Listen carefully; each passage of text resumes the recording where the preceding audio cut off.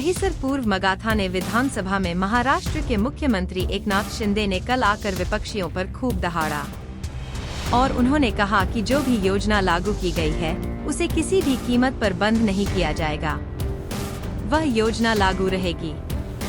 उन्होंने लोगों से आह्वान किया है, आप सब महायुति के उम्मीदवार प्रकाश सुर्वे को भारी मतों से विजयी कराएं। उन्होंने कहा कि प्रकाश सुर्वे एक अच्छे और लोगों के बीच रहने वाले नेता है। आप कई साल से उन्हें नजदीक से देख रहे हैं, ये आपके हर सुख दुख में शामिल रहेंगे। माजी खासदार गोपाल शेट्टी बहिणी तिकडे लाडके भाऊ आहेत, तिकडे लाडके भाऊ आहेत, लाडके ज्येष्ठ आहेत आणि लाडके पत्रकार पण आहेत। निवडणूक प्रचाराला गेलो की घोषणा घ्यायचो, निवडून येणार कोण। तिकडे आल्यावर बघितलं तर तो माझा प्रश्न निकालीच निघाला आणि ते निवडून येणार कोण।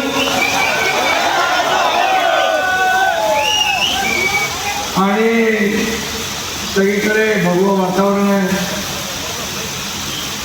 निळे झेंडे पण आहेत, आपली महायुती आहे आणि महायुतीचे उमेदवार आपले प्रकाश सुर्वे आहे।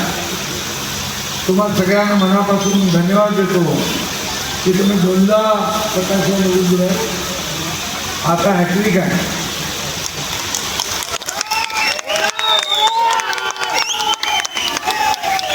23 तारखेला फटाके फोडायचे आहेत, 23 तारखेला फटाके फोडायचे, गुलाल उधळायचं ना पक्का।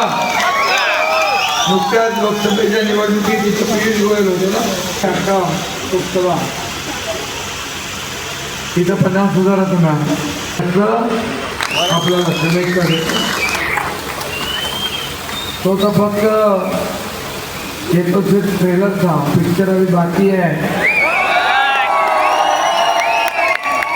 आगे आगे देखो होता है क्या।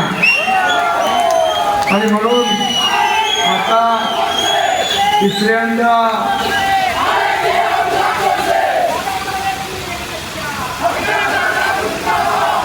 मी आता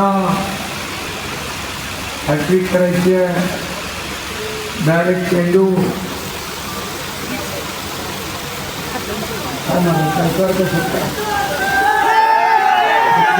डायरेक्ट समोरच्याची विकेट पाडायची ना, पण चांगल्या मताने पाडायची आहे। किती मागच्या वेळी होतं 50,000चं लीड, आता वाढेल ना पक्का। आता लाडक्या बहिणी जोरात आहे,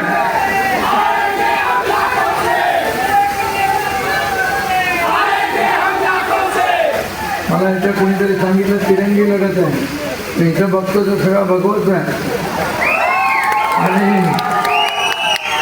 जिथं प्रकाश सुर्वे तिथे सगळं भगवत आहे। हा अरविंद बाबा आहे, त्यांनी सांगितलं मग ती आपल्यामध्ये कंटाळ नको,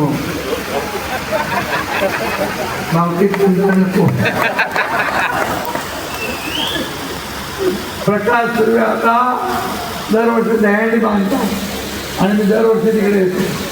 आता सगळ्यात वरच्या थरावर प्रकाश सुर्वे जाऊन दहीहंडी फोडणार म्हणजे फोडणार।